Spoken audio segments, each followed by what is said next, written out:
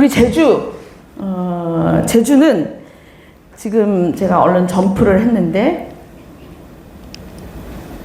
1890년대 이제 한국이고, 이걸 시작으로 해서 이제 한국 그 위에 서울 지역에서는 많은 여성 단체들이 이제 생겨나기 시작해요. 부인회 뭐 이러면서 우리도 집에서만 있을 수 없다. 이때 이미 전 세계의 뉴스가 한국에서도 들을 수 있는 그런 사회예요. 조금씩 좀 공부 많이 한 분, 이제 양반가들에서는 세계 정세도 들어가면서 살 수 있는 그런 시대거든요.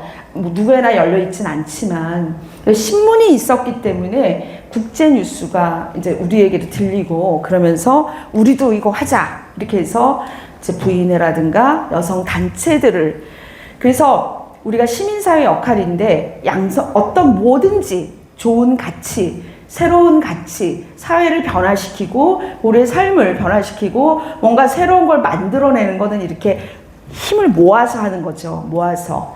그래서 여성 단체들이 생겨나는데, 그렇게 하면서 일제강점기에 이제 또 우리 제주에서 육지 가서 또 교육받는 사람들도 조금씩 생겨나고 이러면서 제주 사회에도 단체들이 만들어지게 됩니다. 제가 2년 전에 그 일제강점기에 제주의 여성운동, 여성단체, 이제 역사 연구를 하나 좀 했는데요. 그렇게 해서 이제 이런 것들을 저때 당시는 지식이 없고 책이 없기 때문에 저거 다 신문에 나와 있는 거예요. 몇 월 며칠 제주 뭐 탐나 어디에 뭐가 생겼다, 몇 월 며칠 어디에서 뭐가 생겼는데 하였다 하더라, 뭐 이런 식으로 이제 기사가 나와요. 그래서 일제강점기 제주도와 관련한 거의 모든 기사는 다 봤습니다. 그 연구하면서 특히 여성과 관련한 기사는 거의 모든 기사를 다 검색을 해서 봤어요. 그렇게 해서 봤더니 이제 제주 여자 장학회라는 게 제일 먼저 생기는데, 이게 최정숙 선생님, 강평국 선생님, 고수선 선생님, 그런 분들이 이제 시작한 거예요. 그리고 조천의 김시숙 선생님. 이제 그 장학회는 그 서울에 가서 이제 20년이면은 3.1운동 다음 해죠. 3.1운동 때 우리 서울에서 제주 출신 여성들로 투옥됐던 분이 최정숙, 강평국, 고수선, 이런 분들이 다 이미 투옥을 경험하고 내려온 거예요. 중학교, 고등학교 다니다가.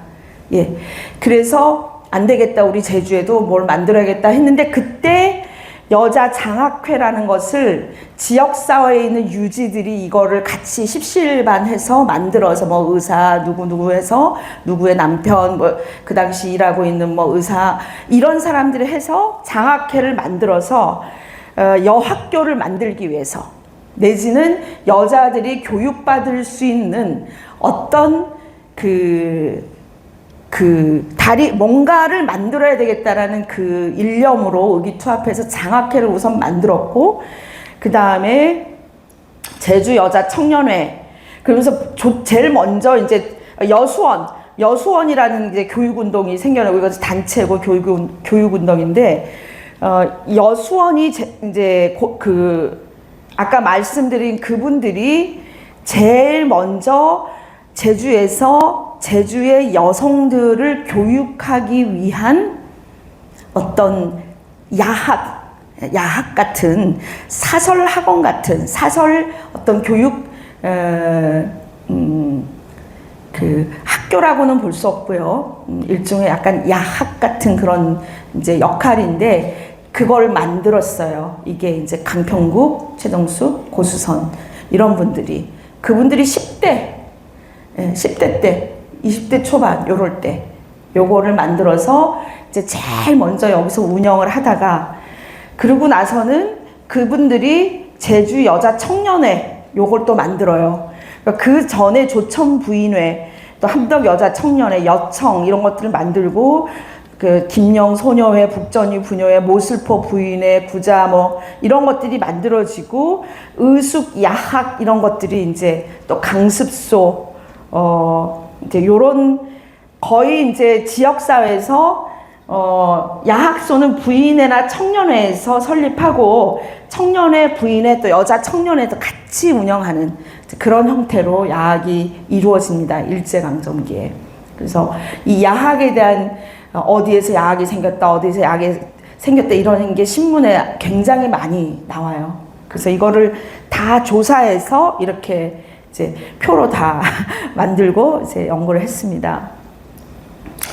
그래서 어떤 거는 다 연결되어 있는 것들도 있고요. 예, 조천 부인회하고 뭐 조천 부녀 야학 이거는 이제 같은 뭐 김시숙 또 강평국, 강평국 선생님이 조천 공립학교의 교사로 있었거든요. 그렇게 하면서 굉장히 활발히 부인회와 부녀야학 이런 것들을 이제 운영을 했고, 그분들이 여자 청년회도 만들고, 조천회 여자 청년회, 그러니까 조천회 되게 많아요. 거기가 또 독립운동 되게 유명하잖아요. 만세동산이랑. 그래서 그런 이제 것이 있었고, 제주 여자 학술 강습소 이게 또 굉장히 중요한 그 시설인데 지금 같으면 제 생각에는 뭐 YWCA나 어떤 그런 성격인데 단체는 아니고 이 여자 학술 강습소는 제주 부인회하고 제주 여자 청년회에 있는 선생들이 그 활동가들이 운영을 했어요. 이 제주 여자 학술 강습소는. 이거를 제가 신문의 기사가 대체 어디까지 이 학술 강습소에 대해서 기사가 나온가를 계속 추적을 했는데 1938년 정도까지 이게 계속 이어져요. 그러니까 거의 그때 당시에 그 정도 오랫동안 한 13, 4년 동안 유지를 했는데 그렇게 오랫동안 유지하는 여자 학술 강습소가 전국에 거의 없어요. 그래서 제가 이거는 별도의 논문으로 해서 좀 쓸 필요가 있다는 생각은 했는데 왜냐하면 저게 일제강점기잖아요. 여자 학술 강습소는 야학과 달라서 이거는 등록된 기관이에요. 정부에. 그러니까 일제 치하에 지금 식민지 정부에 등록된 기관이거든요. 그럼 뭐냐? 맨날 와서 감시하는 거예요. 감시하고 뭔가 잘못하면 잡아가고 이런 거죠. 일제 식민 정부가. 그러니까 자기네가 뭘 혁명적인 걸 해도 절대로 그걸 드러내지 않고 해요. 이 학술 강습소나 이런 데서들은. 그래서 뭐 어떤 여성의 인권이나 성평등, 불평등한 것들, 또 약 사상적인 것들, 뭐 이런 것들을 교육을 시켜도 겉으로는 뭐 교양학습, 뭐 문화활동 이런 식으로 쓰는 거예요.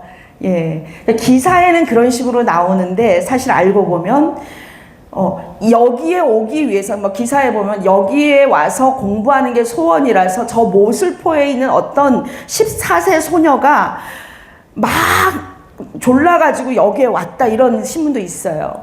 그러니까 그 정도로 막 여기에 와서 공부하고 싶은 그런 게 아주 염원이었던. 왜냐하면 이때는 문맹률이 문맹률이 거의 99% 여성 문맹률이 거의 99%였던 그런 시기예요. 글을 읽을 줄 아는 여성이 거의 없어요. 그러니까 야학 가서 배우고 이런 데 가서 배우는 거예요. 그러니까 지금은 우리가 막 투쟁하지 않아도 우리가 얼마든지 여성으로서 살 수 있지만 저 때는 글 하나 배우기 위해서 목숨 걸고 집을 탈출해서 막 그렇게 해야 되는 그런 시대였죠. 이런 거를 통해서 사실 우리가 있는 거죠. 이런 역사를 통해서. 아까 하나만 신문에 보면 여자 청년회가 결성됐다 하는 게 1926년 10월 28일 동아일보에 이렇게 나왔는데, 제주 청년회와 제우해서 제주 부인회가 부녀 야학을 경영했는데 부녀 계급의 계몽운동에 주력하였으며 여자 청년회는 작동해 지난 겨울에 여성 해방을 절규해서 창립되었는데 교양에 치중하여. 이런 식으로 교양에 치중하여 이렇게 쓰는 거예요. 부인의 협력으로 제주 부인의 약을 명령한.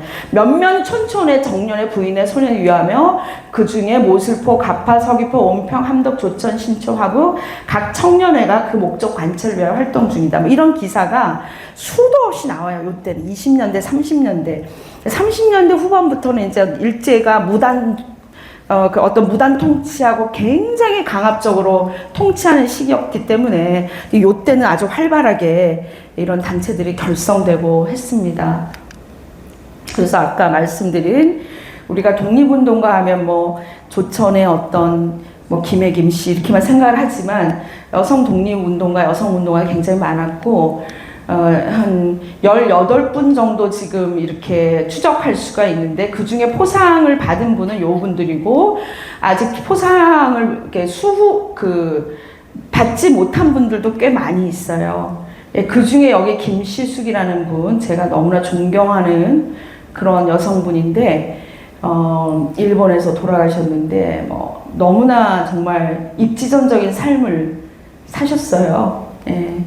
그래서 이제 1880년대, 아까 고수선 선생님이 1898년인가 이렇게 태어나셨는데, 그보다 더 언니예요, 이분이.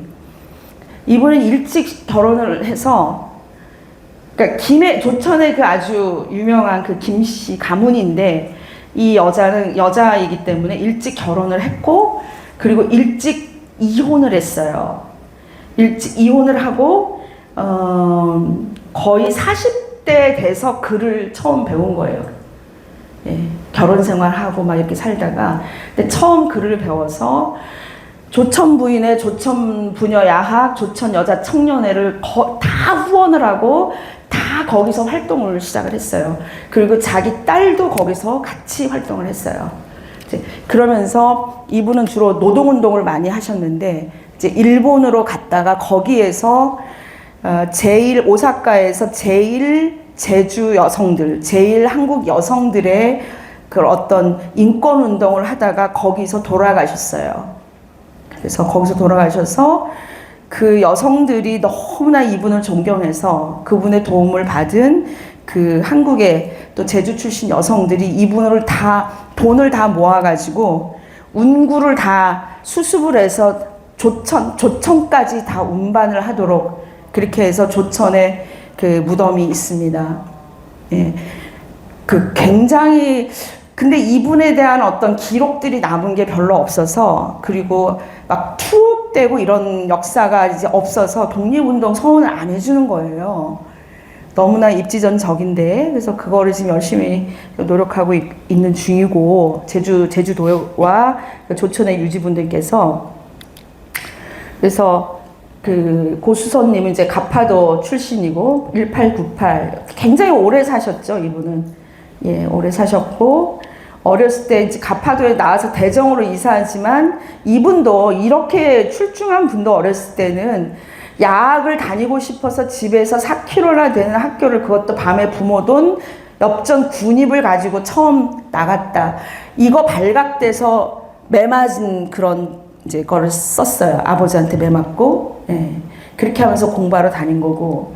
강평국 님도 이제 이분은 이제 원래 애월 출신이고 뭐 너무나 이분은 이제 출중한 어떤 여성 그 해방 정신을 갖고 있는 분인데 여교사 2로 이제 여자는 노예였다. 생사여탈의 권리를 소지한 남자의 노예였다.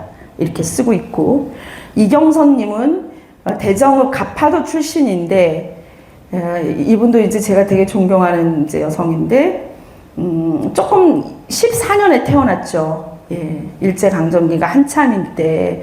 그래서 이분은 훨씬 더 적극적이고 치열한 어떤 노동운동 또 독립운동을 했어요.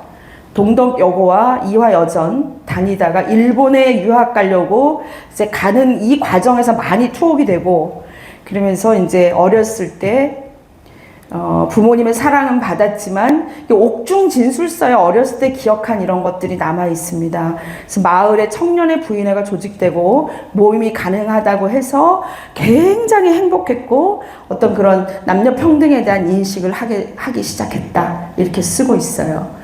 근데 나중에 이제 투옥돼서 이렇게 불교에 귀의하고 뭐 이런 것들이 나오는데 이제 북쪽으로 갔다고 지금 우리들은 이제 알고 있고 어쨌든 굉장히 가파도의 이 도정인가 굉장히 유명한 또 그 유지가 계세요. 거기 이제 따님인데 이제 굉장히 치열한 그런 이제 삶을 사셨던.